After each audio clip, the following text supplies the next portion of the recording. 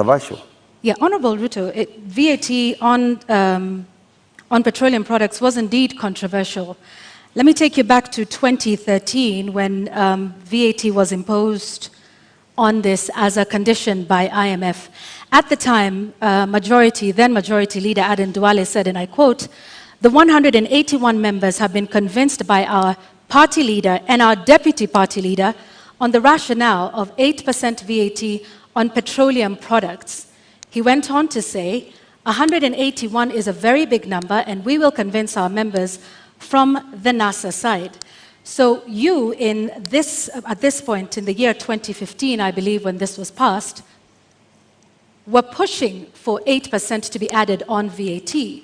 Today, you are saying you want to abolish VAT on petroleum products. Why should Kenyans believe you today? Why wouldn't they?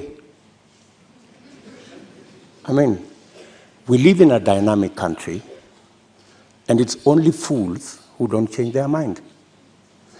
If you are in a situation where the price of fuel has gone to 160, I mean, it's time to think.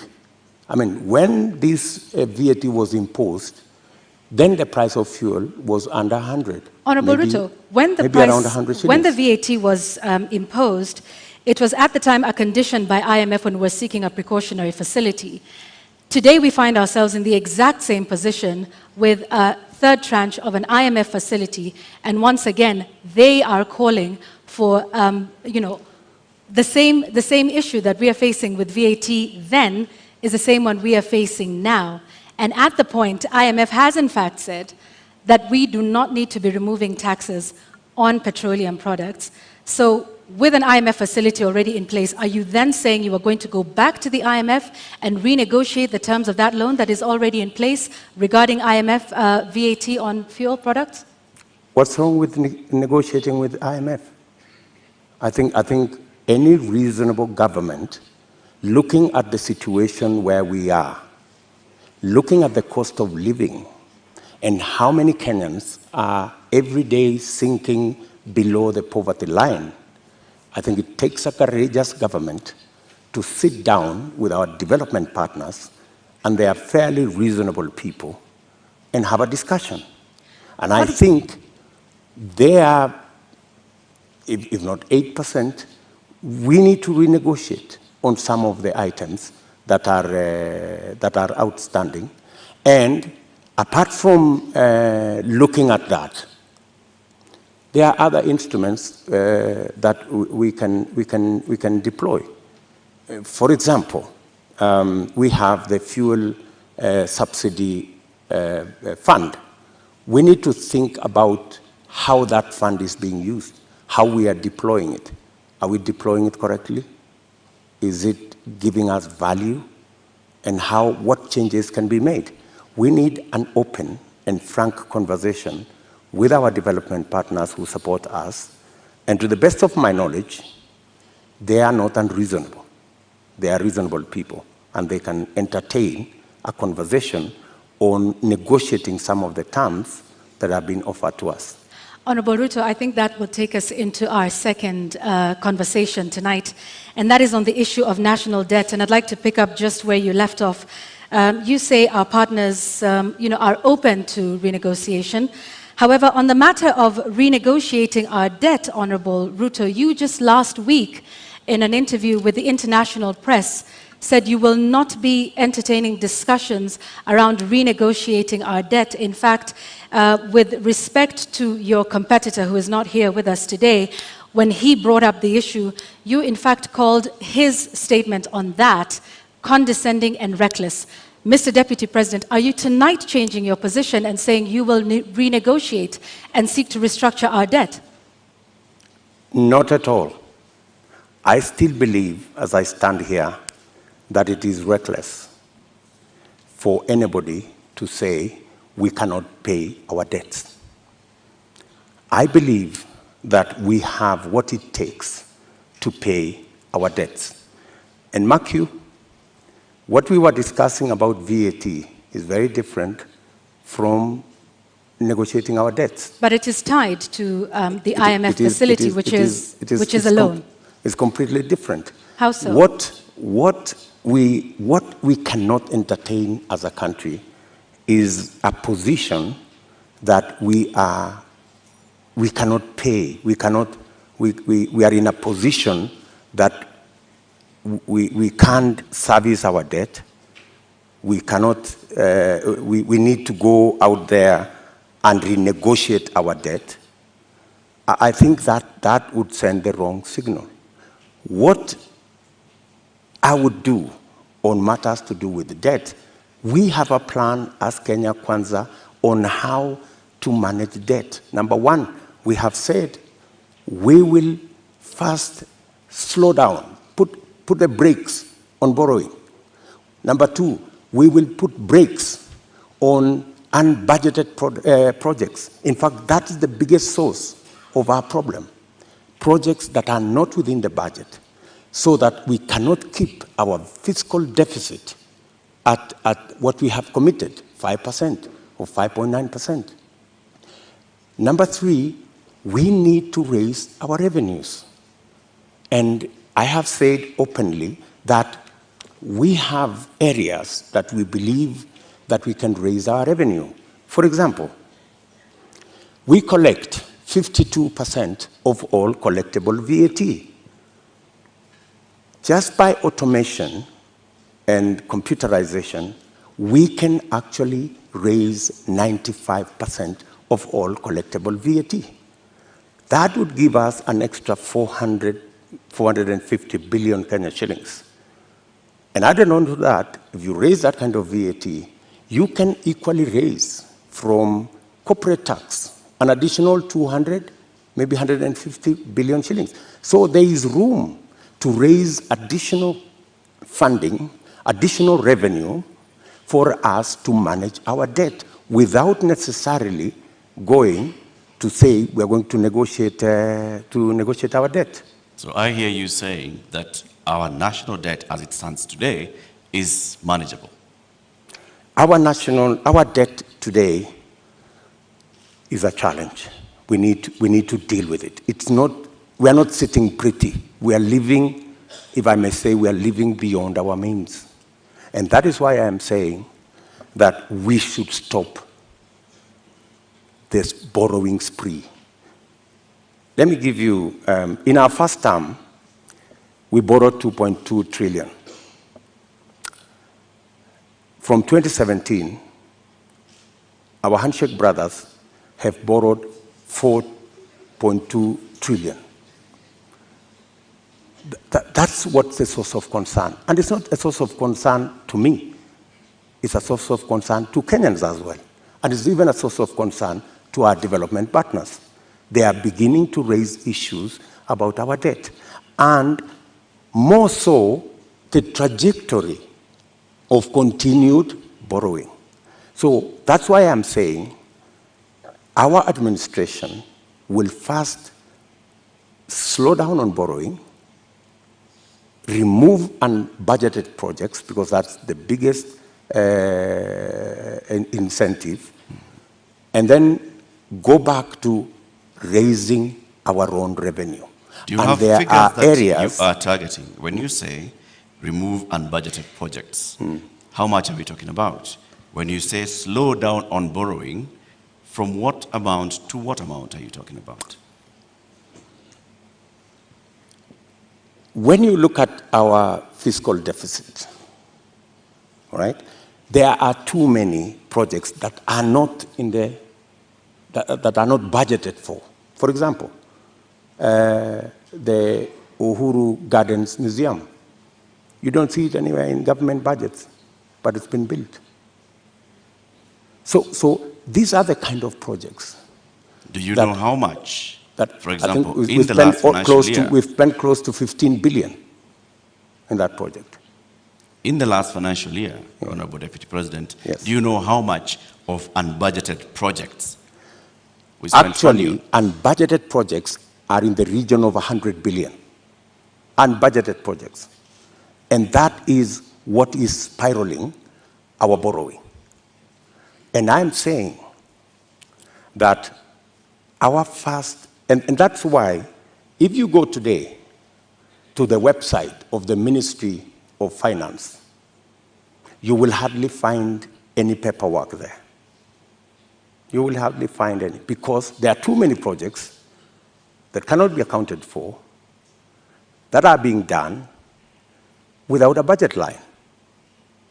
If you look at the expenditure on contingency fund, which is supposed to spend only up to 5% of the budget, sometimes it goes to 50% of the budget. So that is where we need to apply the brakes. And we are saying clearly, we not only have a plan on slowing down on borrowing, we also have a plan on raising revenue in targeted areas, areas that would give us much more resources to run our budget, number one, and two, to also manage our repayment. And in that particular instance, you may want to know that almost 80% of all our borrowing is actually domestic, which means we are also hurting our own enterprises locally. Access to credit becomes a big challenge. We must think of how we must slow down on borrowing locally and see how we can externalize government borrowing. And it doesn't have to be borrowing.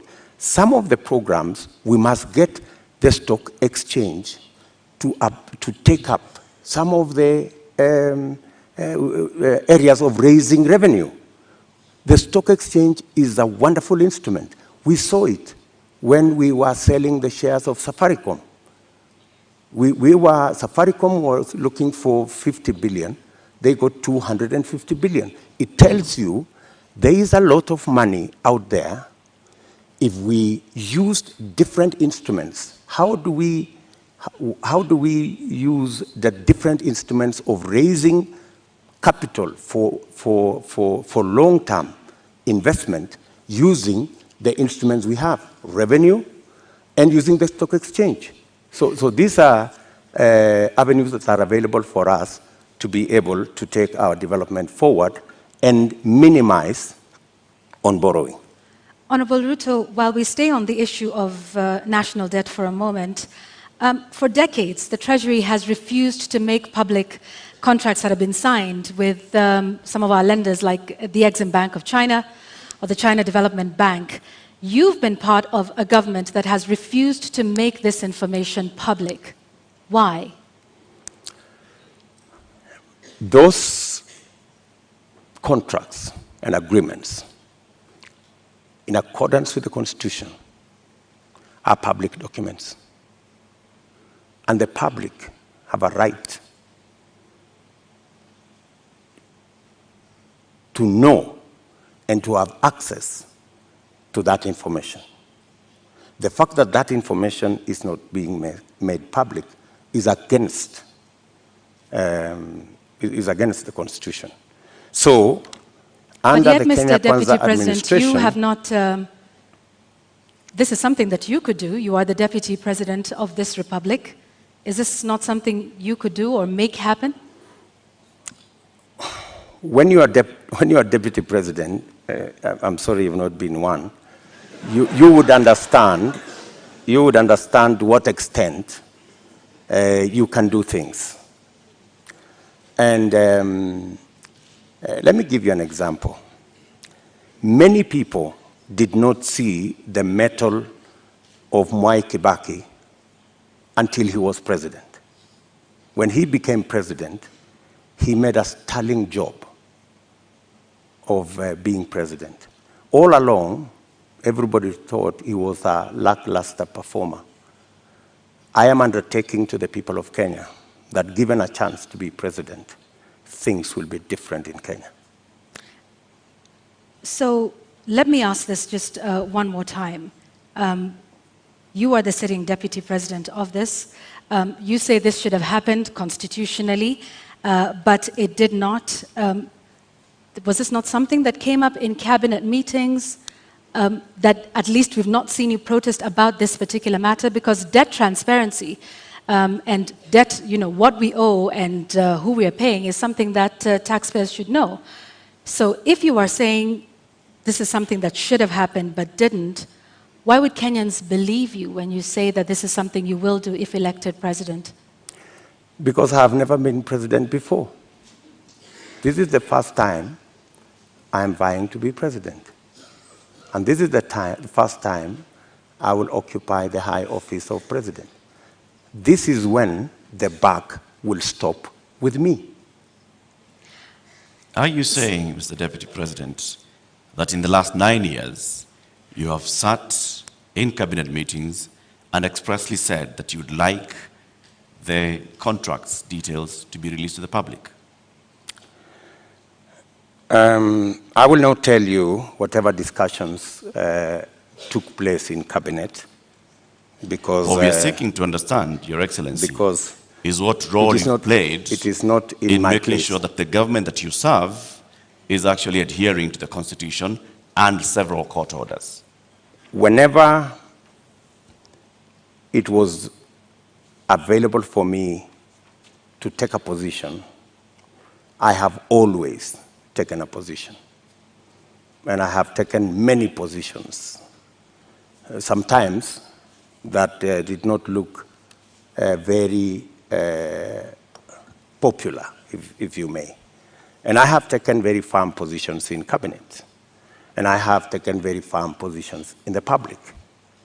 And I think people of Kenya know me not as a coward. They know that I take what I believe in, and I take positions. I am saying here that every contract signed by the government of Kenya is a public document, and it should be available to the public. The question of the SGR contract was raised even in the first term of your administration. It has never been made public. Mr. Deputy President, you don't have any record, any public record of you saying that these contracts should be made public. Why? You see, as Deputy President, there is so much that you can do.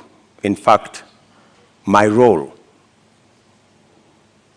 my oath of office, has 3-4 functions. Number one, I swear allegiance to the people of Kenya and to the Republic, to discharge every responsibility given to me by the Constitution and the law.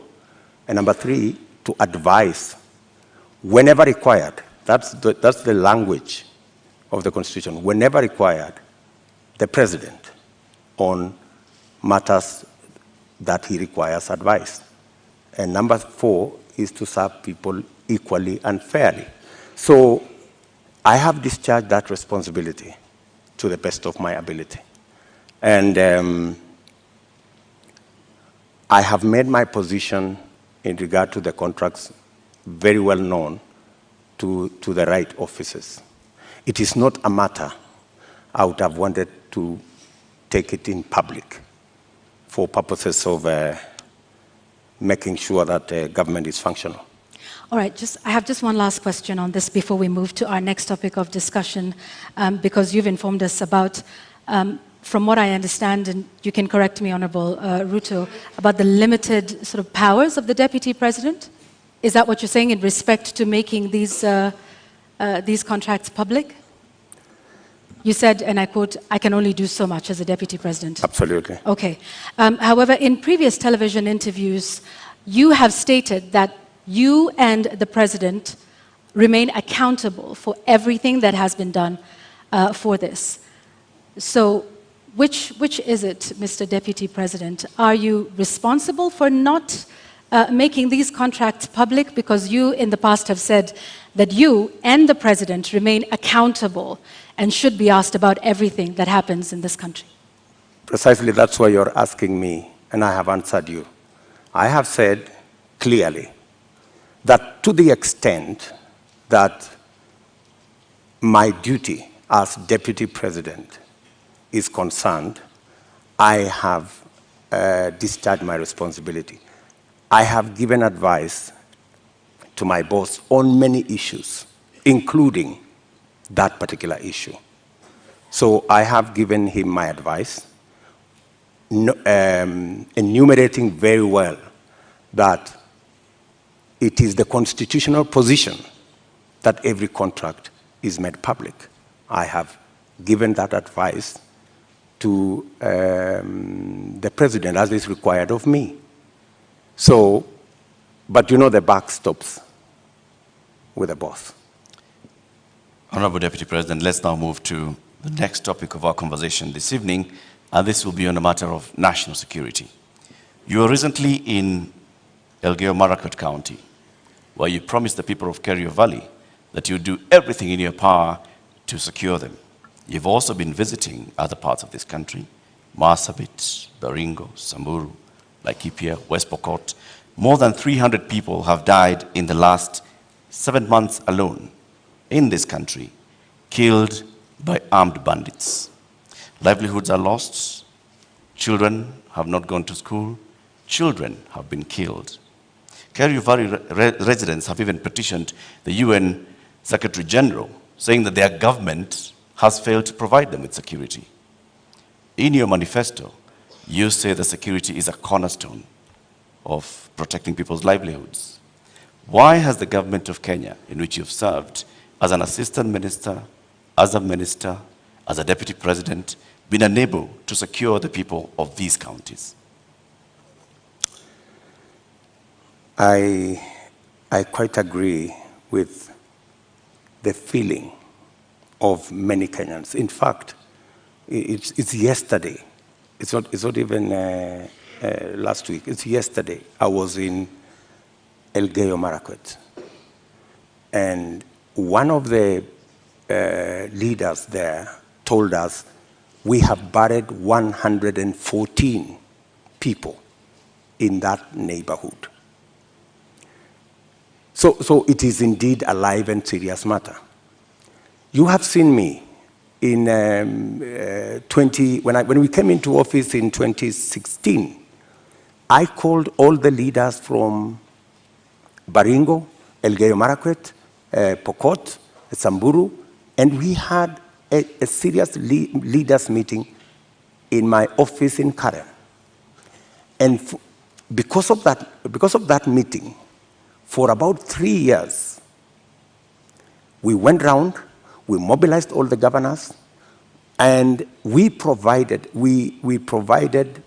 National Police Reserve in all those areas.